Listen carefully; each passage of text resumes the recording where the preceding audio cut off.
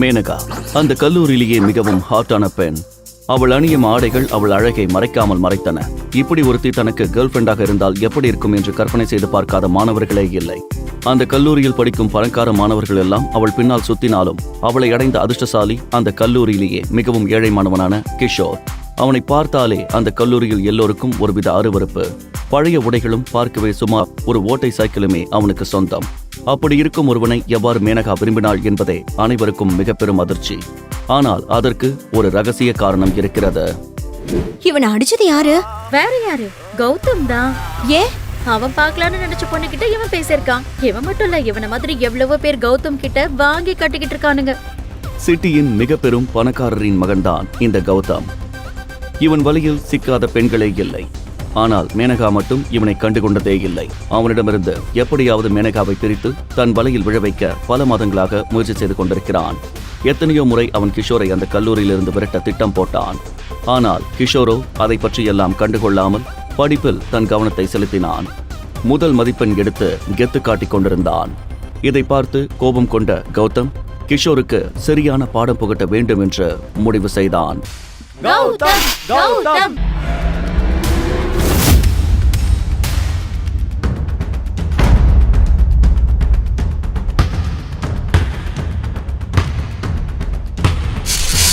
பிரீத்தியோட seminar இருக்கு இன்னைக்கு. அதை முடிச்சிட்டு வந்து உன்னை பார்க்கட்டுமா? அப்படியா? நான் போயிட்டு வரட்டுமா?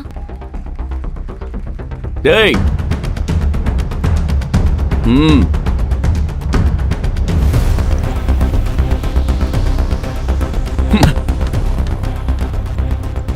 நல்லா கேட்டுக்க. மேனகா பின்னாடியே நாய் மாதிரி சுத்துறல்ல, இன்னையோட அதை நிறுத்திக்கோ. அவ என்னோட ப்ராப்பர்ட்டிடா. என்ன இனி என்னையும் அவளையும் எங்கேயாவது சேர்த்து பார்த்தனா அப்படியே ஓடிடுன. இல்லைன்னா நீ நெஞ்சு வெடிச்சு பைத்தியக்கார மாதிரி செத்துருவ. புரியுதாடா? நான் சொன்னதை நல்ல பையனா கேட்டுக்கிட்டா நீ தப்பிச்ச. டே கௌதம், மேனகா என்னோட ஆள்றா. இந்த பணத்தை வச்சுக்கிட்டு சீன் போடுறதெல்லாம் அவகிட்ட வேணாம். உன் காசை வச்சு இங்க இருக்கிற மத்த பொண்ணுங்களை உஷார் பண்ற மாதிரி யாழ உஷார் பண்ண ட்ரை பண்ணி மொக்க வாங்காத. மேனகாவை நான் கரெக்ட் பண்றேன். ஒரு மாசம் போதும்டா அவளை நான் கரெக்ட் பண்ண. பெட் வச்சுக்கலாமாடா? நீ சரியான ஆம்பளையா இருந்தா நமக்குள்ள இருக்கிற இந்த பெட் விஷயத்த அவகிட்ட சொல்லாத. என்னடா நீ பெரிய இவான்ல? நான் ஆம்பளையா இல்லையான்னு உனக்கு நிரூபிக்க தேவையில்லை. ஆனா உன்னோட இந்த திமிரு பேச்சுக்காகவே இந்த பெட்டுக்கு நான் ஒத்துக்கிறேன். ஒரு மாசம் மட்டும்தான். அப்புறம் தெரியும்டா யார் ஆம்பளைன்னு. கிஷோர் அவ்வாறு சொன்னது கௌதமை மேலும் கோபப்பட செய்தது. பாகலாண்டா. கிஷோர் மேனகா தன்மேல் வைத்திருக்கும் காதலை மிகவும் நம்பினான். ஆனால் ஏழை கிஷோருக்கு விதி என்ன செய்ய காத்திருக்கிறது என்று தெரியவில்லை. கௌதம் தனது திட்டங்களை நிறைவேற்ற தொடங்கினான். கிஷோர் பல நேரங்களில் கௌதமால் அவமானப்படுத்தப்பட்டான். அட நம்புன்றல்ல. சரி சரி. மேனகா, நான் இப்ப சொல்ல போற விஷயத்தை கேட்டு நீ ஒன்னும் கோவப்படாத. என்ன சொல்லணும்? ஒரு நிமிஷம் நீயே யோசிச்சு பாரு. இந்த காலேஜ்ல உன் ஒரே ஒரு லுக்குக்காக எத்தனை பேர் பின்னாடி வரானுங்க. ஆனா நீ லவ் பண்றது செல்ஃப் ரெஸ்பெக்ட் இருக்கிற எந்த பொண்ணும் அவன் கூட பேச மாட்டான். இப்படி ஒரு கேவலமானவனை லவ் பண்ண உன்னால எப்படி முடியுது? இதை கேட்ட மேனகாவிற்கு கோபம் கொப்பளித்து கொண்டு வந்தது. அந்த கோபத்தில் அவனை அறைய கை ஓங்கினாள். அவன் என்ன சொன்னான்னு கேட்டியா? கௌதம் சொன்னதுல என்ன தப்பு? நீ நம்ம காலேஜ்ல எத்தனை பசங்களோட ஹார்ட் த்ரோப் தெரியுமா? அது ஆனா நீ லவ் பண்றது அந்த ஊர் பேர் தெரியாத அனாத டெலிவரி பாய. கொழுப்படி உனக்கு. உன் இடத்துல நான் மட்டும் இருந்திருந்தேன்னா கௌதம்க்கு 100 தடவை ஓகே சொல்லிருப்பேன். பிரீத்தி, நீ என்னடி குழப்புற? கௌதம்க்கு உன் மேல அக்கறை இல்லாமலா சொல்ற? அவன் இப்படி வந்து சொல்றது ஏன்னு யோசிச்சு பாரு, உனக்கே அது புரியும். கௌதமிற்கு பிரீத்தி சப்போர்ட் செய்து பேசியது மேனகாவை குழப்பமடைய செய்தது. அவளுக்கே தெரியாமல் அவள் மனதில் சலனம் ஏற்பட்டது. உண்மையில் மேனகாவிற்கு கிஷோரின் மேல் உள்ளது காதலா அல்லது பரிதாபமா என்ற குழப்பம் அவளுக்கு வந்தது. ஏழை என்றாலும் கிஷோரின் பின்னால் மேனகா சென்றதற்கு ஒரு காரணம் இருந்தது. கிஷோர் கல்லூரியில் எப்பொழுதுமே படிப்பில் டாப்பராக வலம் வந்தான். ஆனால் மேனகாவோ பாஸ் ஆவதற்கே தடுமாறினாள். அப்போது அவளுக்கு ஆறுதலாயிருந்து அனைத்து பாடங்களையும் கற்றுக் கொடுத்து அவளை நல்ல மதிப்பெண்கள் எடுக்கச் செய்தான். சொல்லப்போனால் கல்லூரி முடிய போகும் இந்த இறுதி ஆண்டிற்கு பிறகு மேனகாவிற்கு கிஷோர் தேவையில்லை. பிரீத்தியும் கௌதமும் கொளுத்தி போட்ட நெருப்பு மேனகாவின் காதலை பொசுக்க ஆரம்பித்தது. இதை கவனித்த கௌதம் இதுதான் நல்ல சமயம் என்று முடிவு செய்து பேசினான். மேனகா, பிரீத்தி சொன்ன மாதிரி தான் நான் எப்பவும் நமக்கு எது நல்லதோ அதை பத்தி மட்டும்தான் யோசிப்பேன். நம்ம 2 பேரும் ஒன்று சேர்ந்தா நமக்கு மட்டும் இல்ல, நம்ம 2 பேர் ஃபேமிலிஸ்க்கும் ரொம்ப நல்லதுங்கிறத மறந்துடாத. நம்ம ஃபேமிலியோட பிசினஸ், கார்ஸ், லைஃப்னு எல்லாம் வேற லெவல் ஆகும். இப்பவே நீ எதை பத்தியும் முடிவு செய்ய தேவையில்லை.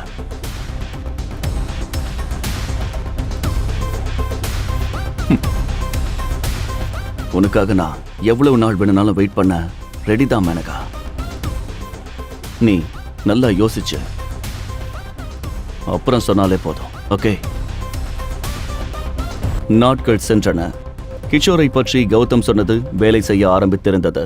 சில நாட்களிலேயே கௌதம் மேனகாவிடம் நெருங்கி பழக ஆரம்பித்தான். அவளிடம் இருக்கும் ஒவ்வொரு சமயத்திலும் அவளின் அழகை பற்றி அவளிடம் வர்ணித்துக் கொண்டே இருந்தான். அது மட்டுமில்லாமல் மேனகாவிற்காக தயங்காமல் எவ்வளவு வேண்டுமானாலும் செலவு செய்தான். ஆனால் பாவம் கிஷோர் இதை பற்றி தெரியாமல் மேனகாவின் பிறந்த நாளுக்கு கிஃப்ட் வாங்குவதற்காக பணம் சேர்க்க ராத்திரி பகல் பாராமல் டெலிவரி வேலை செய்தான். 2 நாட்களாக மழை நகரத்தை நனைத்துக் கொண்டிருந்தது. மழை நின்ற பின் வழக்கம் போல் தனது டெலிவரி பாய் வேலையை செய்ய தொடங்கினான் கிஷோர். கொஞ்சம் தாமதமானதால் வேகமாக கடையின் உள்ளே சென்றான். அவன் சில நிமிடங்கள் தாமதமாக சென்றதற்காக அவனை திட்டிக் கொண்டிருந்தார் அந்த மருந்து கடையின் உரிமையாளர். கிஷோருக்கு இந்த கடையை விட்டால் வேறு எந்த வேலையும் கிடைக்காது என்பதால் அவர் அவனை திட்டிக் கொண்டே இருப்பார். ஹலோ. அப்படி அவர் திட்டிக் கொண்டிருக்கும் போது கிஷோருக்கு ஒரு ஆர்டர் டெலிவர் செய்ய வேண்டி ஒரு கால் வந்தது. அந்த கால் அவனது வாழ்க்கையை தலைகீழாக திருப்பி போடும் என்று அவன் அப்போது எதிர்பார்த்திருக்கவில்லை. ரூம் நம்பர் என்ன? 114. ஓகே சரி சரி. எப்பொழுது வேண்டுமானாலும் கொட்டி தீர்க்க வானம் தயாராக இருந்தது. ஆனால் அதை பற்றியெல்லாம் கவலை இல்லாமல் தனது சைக்கிளில் டெலிவரி செய்ய சென்று கொண்டிருந்தான். விரைவாக இன்று தனது வேலைகளை முடிக்க வேண்டும் என்பதே அவன் எண்ணம். ஏனென்றால் அப்பொழுதுதான் அவன் அவளை சந்திக்க முடியும். அது வேறு யாரும் இல்லை, தனது காதலி மேனகாவை தான். இன்று மேனகாவின் பிறந்த நாள். அவன் அவளுக்காக அவள் விரும்பிய சிவப்பு நிறத்தில் ஒரு அழகிய கவுன் ஒன்றினை பரிசளிக்க வாங்கி வைத்திருந்தான். அந்த அழகிய கவுன் அவள் ஆசைப்பட்டு அவனிடம் கேட்டது. அந்த சமயத்தில் அவனிடம் அதை வாங்கும் அளவு பணம் இருக்கவில்லை. அதற்காகவே 2 மாதங்களாக இரவு தூங்காமல் கண் விழித்து அந்த மருந்து கடை உரிமையாளரின் வசவுகளை எல்லாம் பொருட்படுத்தாமல் வேலை செய்து அந்த கவுன் வாங்குவதற்கான பணத்தினை சேர்த்தான். அதை அவளிடம் தரும் அந்த நொடியில் அவள் முகத்தில் தெரியும் 1000 வாட்ஸ் புன்னகை எப்படி இருக்கும் என்று யோசித்தபடியே அந்த பீச் ரிசார்ட்டுக்குள் நுழைந்தான். பின் பார்சலோடு ரிசப்ஷனுக்கு சென்றான். ஓகே, என்ன வேணும்? நான் வீகேர் மெடிக்கல் ஷாப்ல இருந்து வரேன். அது 114 ரூம்க்கு ஒரு பார்சல் டெலிவரி பண்ணணும். ஓ, அந்த காட்டேஜா? பின்னாடி போய் கீழே இறங்கி ரைட் எடுத்தா 4வது காட்டேஜ். ஓகே. அப்புறம் சத்தம் பண்ணாம போங்க, கெஸ்ட் இருக்காங்க. யா, ஓகே. ரிசப்ஷனிஸ்ட் சொன்னது போல் அவன் அந்த காட்டேஜை நோக்கி நடந்தான். கிஷோரின் உடை அங்கங்கு மழையால் ஈரமாக இருந்தது. 114ஆம் நம்பர் காட்டேஜை அடைந்த கிஷோர் அந்த காட்டேஜின் பெல் ஸ்விட்சை அழுத்தினான். தன் காலடியில் இருக்கும் பூமி 2ஆய் பிளந்தது போல் உணர்ந்தான். வாழ்க்கையில் இப்படி ஒரு விஷயம் அவனுக்கு நேரும் என்று கனவிலும் நினைத்து பார்த்ததில்லை. ஆம், அது மேனகாவேதான். கிஷோரை அங்கு பார்த்த மேனகாவும் சொல்வதறியாது நின்றாள். மேனகா, நீ இங்க? அது கௌதம் தான். மேனகாவையும் கௌதமையும் இந்த கோலத்தில் பார்த்து அதிர்ந்து போனான். டெலிவரி பாய், என் பர்த்டே ஞாபகம் இருக்கா? உனக்கு எப்படி இருக்கும்? நான் கொஞ்சம் நிம்மதியா இருக்கிறதுக்காக இங்க வந்திருக்கேன். அதை இப்ப ஸ்பாயில் பண்ணிடாத. போ, நீ முதல்ல வெளியே போடா. மேனகாவின் வார்த்தைகள் கிஷோரின் தலையில் இடி விழுந்தது போல இருந்தது. மேனகா, நீ என்ன வேணா திட்டிக்கோ, ஆனா இவன் ஒரு பொம்பளை பொறுக்கி. ஏய், நிப்பாட்டு. பெரிய இதுன்னு நினைப்பா உனக்கு? இவனை பத்தி பேச உனக்கு என்ன தகுதி இருக்கு? இங்க பாரு. உனக்கு இதை சர்ப்ரைஸா கொடுக்கணும்னு நினைச்சிருந்தேன். ஆனா இதை கொடுக்க இதுதான் கரெக்டான டைம்னு எனக்கு தோணுது. மேனகாவை நான் கரெக்ட் பண்றேன். 1 மாசம் போதும்டா அவளை நான் கரெக்ட் பண்ண. நீ சரியான ஆம்பளையா இருந்தா நமக்குள்ள இருக்கிற இந்த பெட் விஷயத்த அவகிட்ட சொல்லாத. அது மட்டும் இல்லாமல் மிகவும் காஸ்ட்லியான ஒரு ரெட் டைமண்ட் நெக்லஸனையும் பரிசளித்தான். நீ இன்னும் போகலையா? அப்பவே போக சொன்னல, முதல்ல போடா. மழை வர மாதிரி இருக்கு, ஸ்விம் பண்ண போலாம். கிளம்புடா, வந்துட்டான். மேனகா, மேனகா, மேனகா, ஏன் இப்படிலாம் நடந்துக்கிற? நான் என்ன தப்பு செஞ்சேன்? இங்க நடந்ததை நம்ம மறந்துடலாம். உனக்கு உனக்கு உனக்கு பர்த்டேல சர்ப்ரைஸ் கிஃப்ட் என்கிட்ட இருக்கு. போதும். என்ன சர்ப்ரைஸ்? பெரிய சர்ப்ரைஸ். உனக்கு நான் சர்ப்ரைஸ் தரட்டுமா? எனக்கு உன்ன பிடிக்கல. இது வரைக்கும் நான் உன்னை லவ் பண்ணவும் இல்ல. உன் அழக பார்த்து ஒன்னும் காலேஜ்ல உன் கூட சுத்தல. எனக்கு பாஸ் ஆகணும், நல்ல மார்க் எடுக்கணும். அதுக்கு நீ ஹெல்ப் பண்ண, அதனால உன்னை பிடிக்கும்னு சொன்ன. மேனகா, வேண்டாம், நீ ஒன்னும் சொல்ல வேண்டாம். என்னோட லைஃப்ல என் பார்ட்னர் எப்படி இருக்கணும் தெரியுமா? தோ இப்படி கௌதம் மாதிரி. எனக்கு அது கிடைச்சிருச்சு, எனக்கு அது போதும். நீ தயவு செஞ்சு என் லைஃப்ல இருந்து போயிடு ப்ளீஸ். மேனகா, மேனகா, அப்ப இவ்வளவு நாள் எல்லாமே போய்தானா? ஆமா, எல்லாமே போய் தான். இன்னும் புரியலையா? நீ போக மாட்டல? அந்த போன் எடு. அப்பா, நான் சொன்னல என் ஃப்ரெண்டோட பர்த்டே பார்ட்டிக்கு போறேன்னு. இங்க ஒரு டெலிவரி பாய் ரொம்ப பிரச்சனை பண்றான். நீங்க உடனே வாங்க. ஏய், இதுக்கெல்லாம் போய் அங்கிள் கிட்ட சொல்லி எதுக்கு டென்ஷன் ஆகுற? இவன் ஒரு ஆளுன்னு இவனை நான் பாத்துக்கிறேன். கௌதம் கிஷோரை வேகமாக தள்ள கிஷோர் ஒரு அடி பின்னே சென்றான். என்னடா? அப்பொழுது அந்த ரிசார்ட்டுக்குள் சில கார்கள் சர் என்று வேகமாக உள்ளே நுழைந்தன. கௌதம் மீண்டும் கிஷோரை தள்ளிவிட்டான். அப்போது அந்த கார்களிலிருந்து பாடிகார்ட்ஸுடன் இறங்கி சம்பவம் நடக்கும் இடத்தை நோக்கி வந்தார் இந்த நகரத்தின் மிக பெரும் பணக்காரர். அவர் வேறு யாரும் இல்லை, மேனகாவின் அப்பாதான் அது. என்னடா?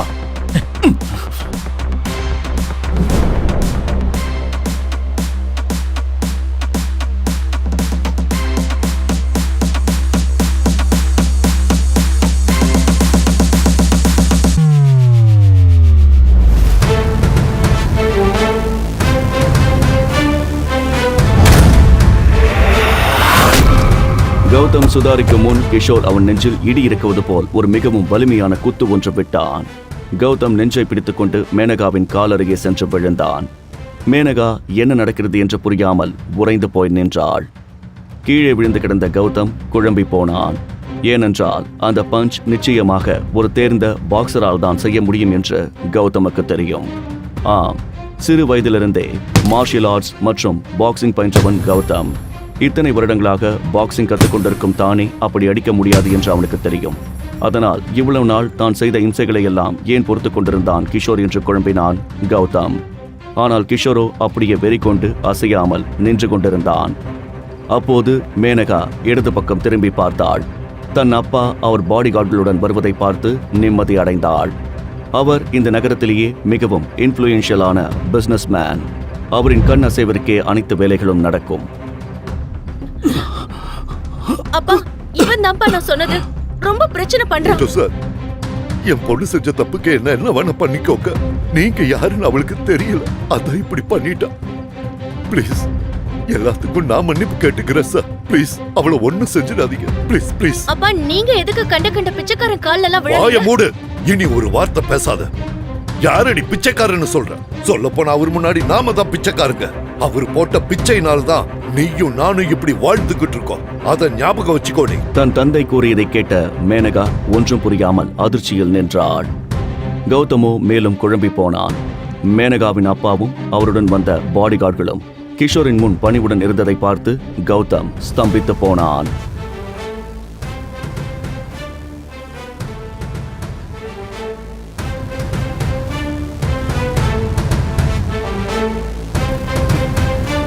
இங்க நடந்ததுக்கெல்லாம் கிஷோர் சார் திருப்பி ரியாக்ட் பண்ணா நம்ம பிசினஸ் எல்லாம் ஒரே ராத்திரியில காலி ஆயிடும். அப்புறம் நாம தெருவுல தான் நிக்கணும். அப்படி ஏதாவது நடந்துச்சு, பெத்த பொண்ணுன்னு கூட பார்க்க மாட்டேன். ஏய், உன்னையும் உன்னோட இந்த புது பாய் ஃப்ரெண்டையும் நான் நடு ரோட்ல வச்சு வெட்டுவேன்.